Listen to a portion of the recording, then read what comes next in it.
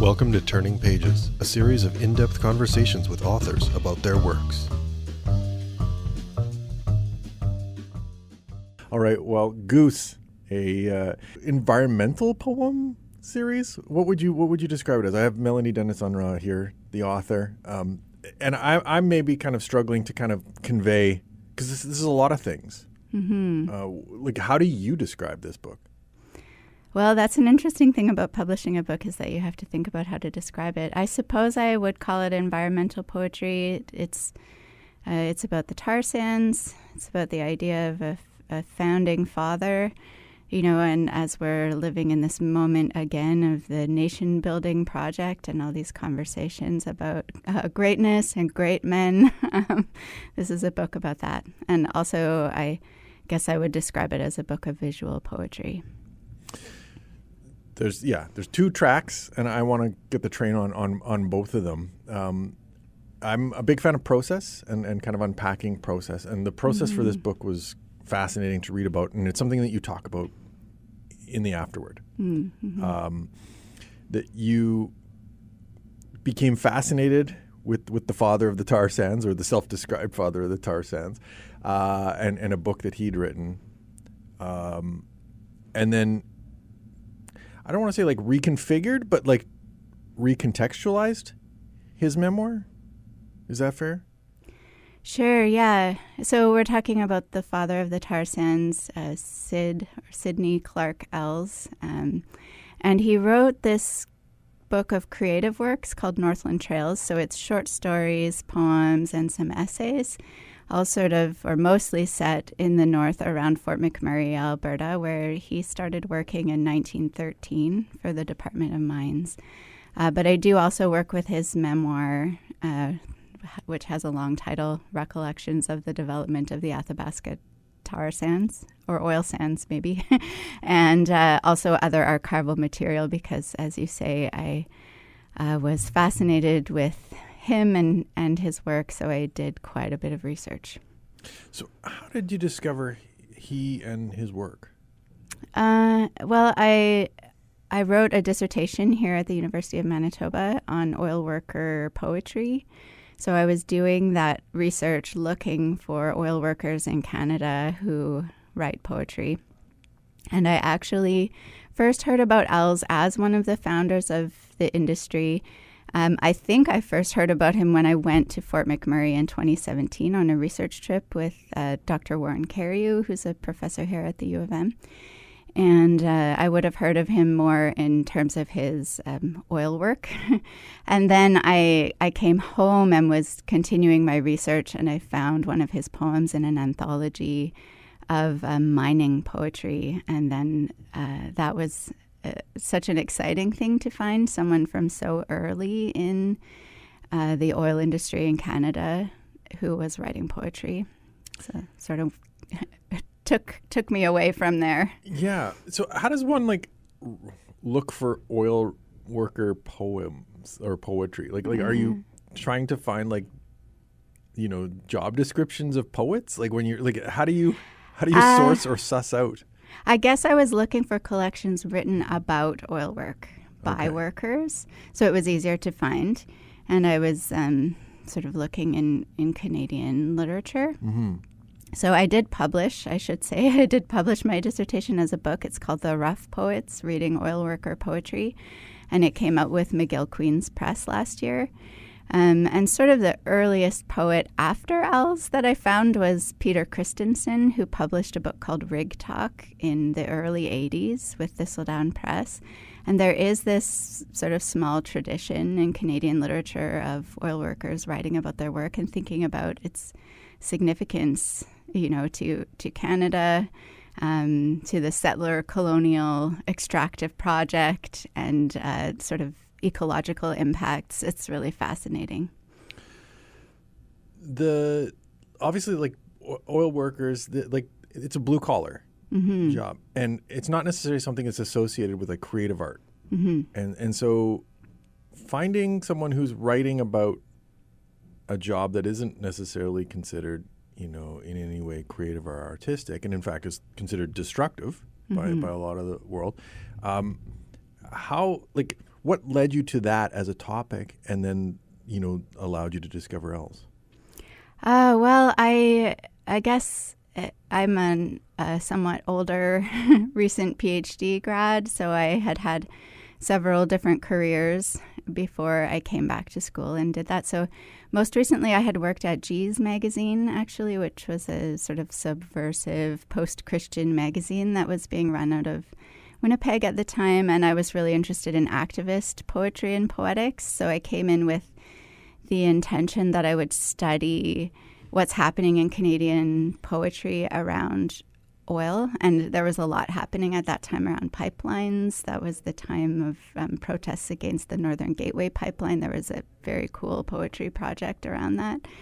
So I actually wanted to do this bigger thing around oil in Canada and poetry. But when I started finding these poets who had written about their work, which, I thought that would be the first chapter of my dissertation, I thought, this is it. This is the whole project. So I just went with it. Conceivably be like a two-way thing, like the people making the problem and writing about poetry, and then the activist response to that in poetry in retaliation?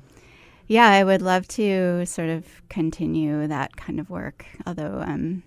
I find myself now, I graduated with a PhD in 2019. I've had a couple of postdocs, but I haven't found a tenure track job. So I'm kind of shifting over to more of an emphasis on my own creative work at this point. Sure enough.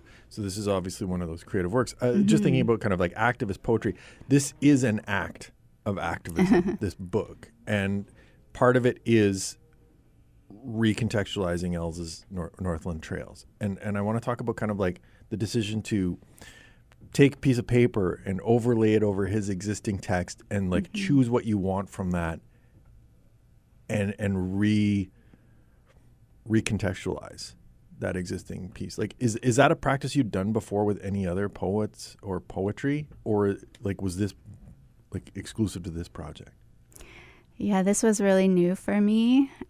I published a poetry collection in 2013 called Happiness Threads, The Unborn Poems, which was, I think of it as sort of an offshoot of my master's studies and research. And I was writing about motherhood and sort of feminist, writing about my own experience of parenting.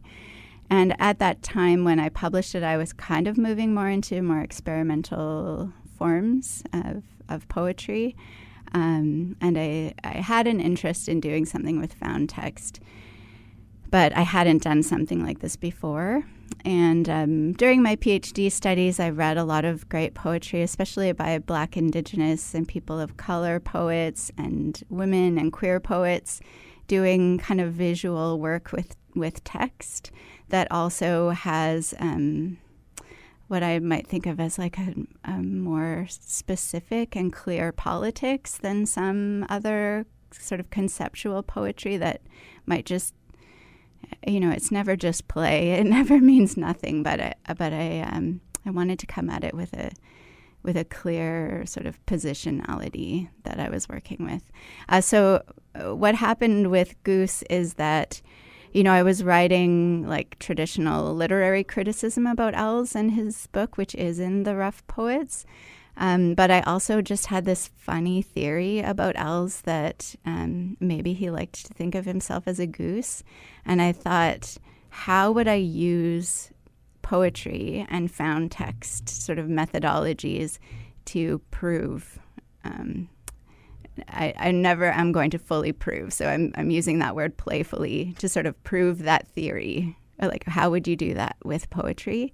And I'd set myself that challenge and eventually landed on that method of, as you say, tracing onto a piece of tracing paper that I sort of moved through Northland trails looking for evidence of different things. First, it was just that goose theory, and then other directions that the goose question took me into.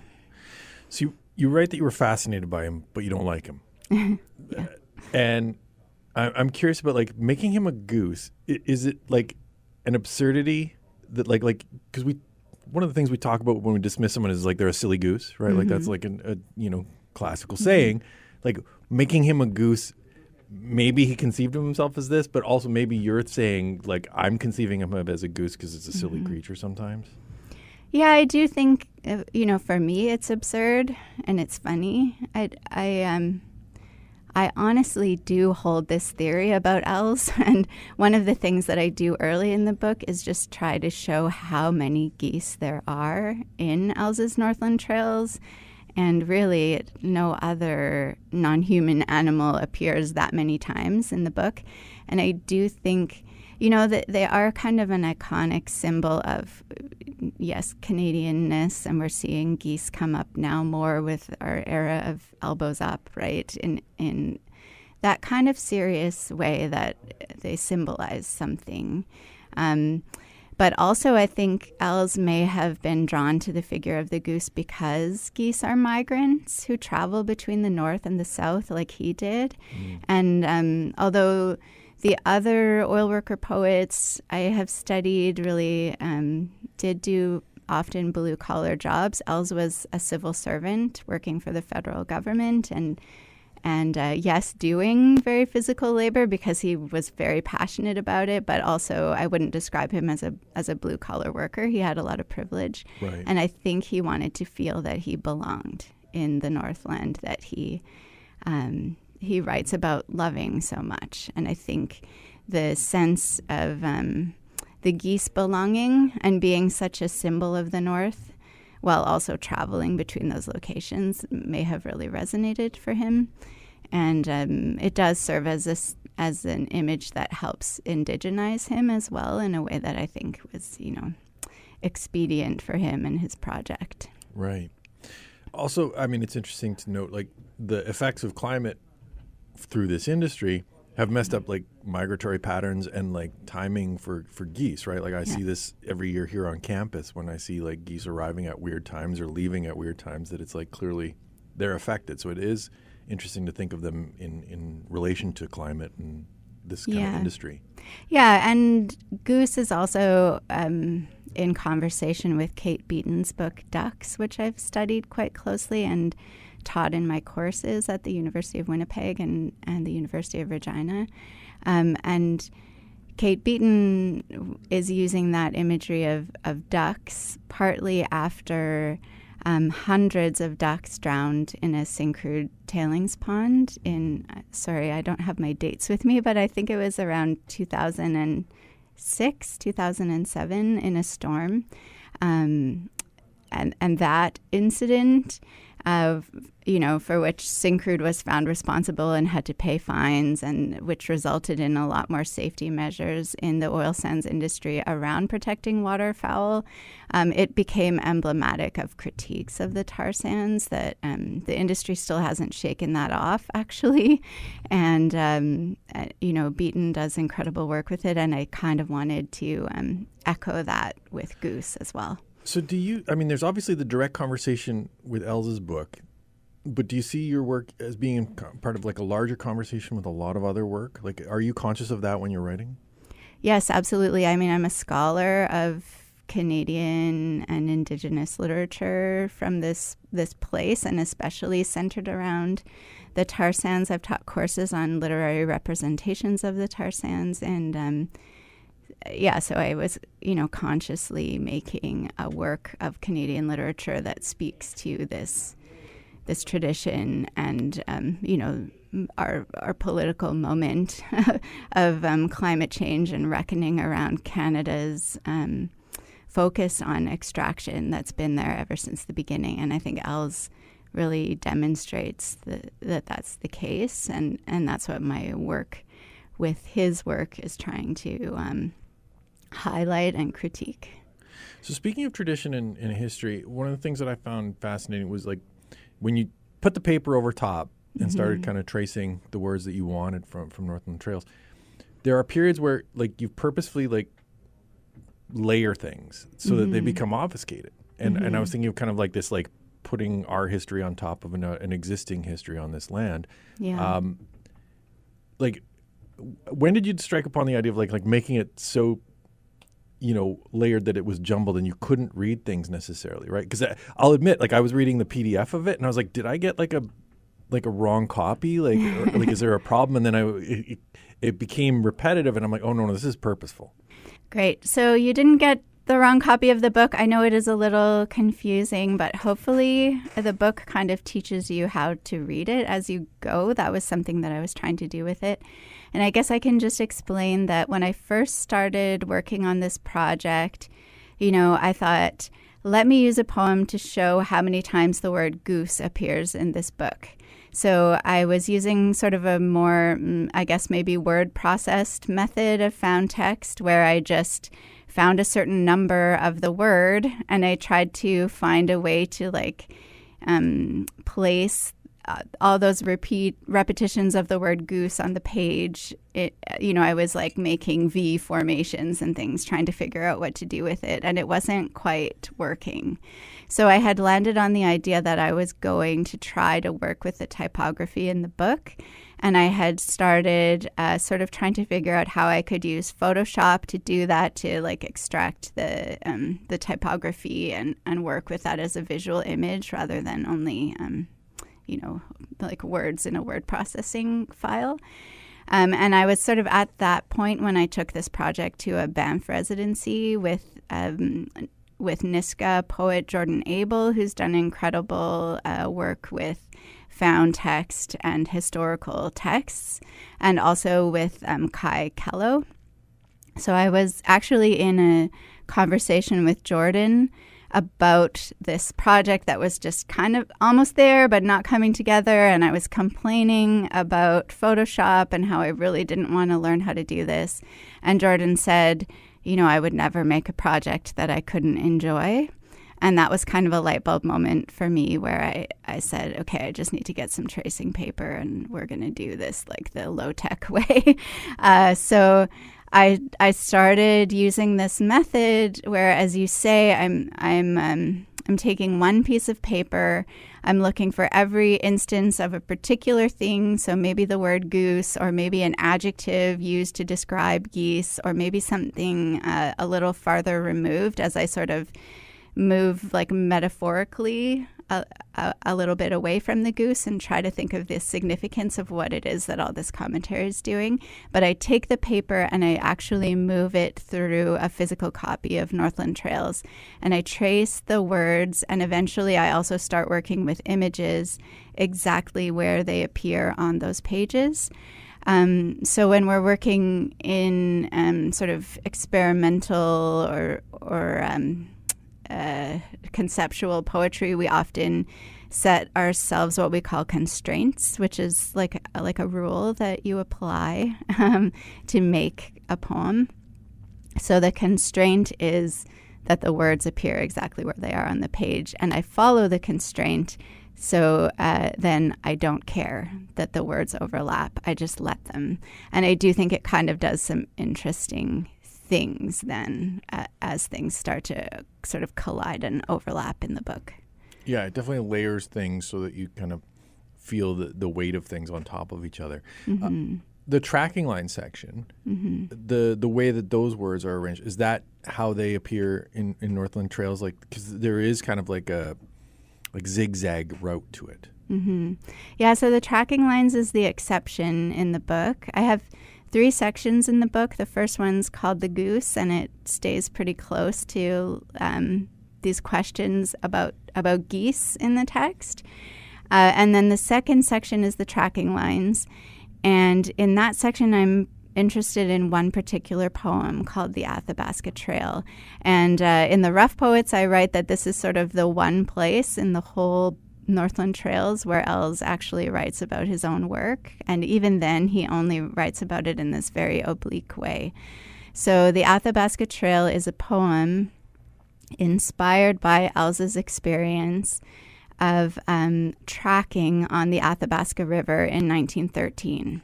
So Ellis arrived in 1913. He had just made the case that he should be able to investigate the tar sands on behalf of the federal government with the idea of turning it into an industry. He was sort of the first to figure out that there was no liquid oil underneath the tar sands, that no matter how far they drilled, they were never going to strike oil in a conventional way, and that it was actually this material of the bitumen mixed with sand that was of value, and that they might be able to figure out how to separate it and turn it into oil. So Fort McMurray was a very small community at the time. There was no rail that had reached or no road that had reached to that point, and all shipping was done along the Athabasca River, as it had been done for decades by that point during the fur trade. So goods were shipped along the river. Going north, boats could sort of, I guess I should say there were steamboats along the river, but there was this stretch of rapids between Athabasca and Fort McMurray, which was not passable by steamboats. So it was done in a very old-fashioned way with these flat-bottomed wooden boats called scows. And the scows were guided by very skilled rivermen who we might think of now as voyageurs, often Métis and sometimes First Nations laborers who are still very celebrated in Indigenous communities. And going north, the goods could sort of just float with the current of the river, and they would be steered by the rivermen. And they would also have to get out and portage around rapids, etc. But going south, boats had to be tracked, and that meant that they had to be towed using very hard physical labor with like a team of men harnessed to the boat, pulling it against the current of the river. So Ellis hired a team of trackers to help him transport bitumen the way that furs would normally have been transported out of Fort McMurray toward the south. And, it took 23 days, as Ellis tells the story, through snow and rain. And it was a very difficult trip, and several of the trackers fell ill and were sort of unable to continue working. So at some point, Ellis became one of the trackers. And at the time, he was very angry about that. But later, I think he realized that it gave him a lot of credibility, and it was a great story that he could tell. Especially sort of casting himself as if he were as skilled and knowledgeable as the trackers themselves. So anyway, he wrote this poem about what tracking was like as part of this very romantic, nostalgic collection of poems and short stories about the North. And I wanted to do some analysis of the actual situation that led to the writing of the poem. So I dug into the archive. So the initial poems in the tracking line come from Ellis's memoir and not from Northland Trails, and they get into the details of the story that don't appear in Northland Trails. And I try to sort of unpack them.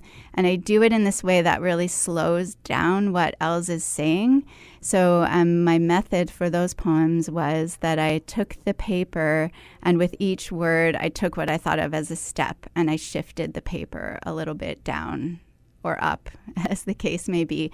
And I ended up with these poems that I think either resemble like the steps of the trackers in the river or the river itself, and that unpack these like seemingly simple statements Ellis makes about the trip in a way that hopefully highlights his own role in creating working conditions, for example, that made the laborers unable to do their job. Also in the way that the trackers initially refused and at points along the journey continued to refuse. I find that really interesting. So I focus on the trackers in those initial poems, and then eventually at the end of the section we get to some poems that try to break down Ellis's poem, The Athabasca Trail, to find any traces of what that experience may have been like from the tracker's perspective rather than his. And, he loved to call himself the father of the tar sands, and he called this the first important shipment of bitumen. So I want to ask, are the trackers also fathers of the tar sands, or what was their analysis of the significance of what it was that they were being asked to do? And why did they refuse? I find all of that really fascinating. I find it interesting to hear you talk about the pacing and like purposefully kind of shifting the pacing because, seeing a section called track lines and then to see it like the linearity like really messed with. Like it feel like at times it just like has these breaks and then it like forces you to kind of like stumble as you're reading it and it felt like, oh, like this is purposeful to like, usually if you're like crashing bush, it's not a straightforward path. Yeah, I actually visited the Athabasca River and got to see the terrain that the trackers crossed, and particularly the biggest rapids on that stretch of the river called the Grand Rapids.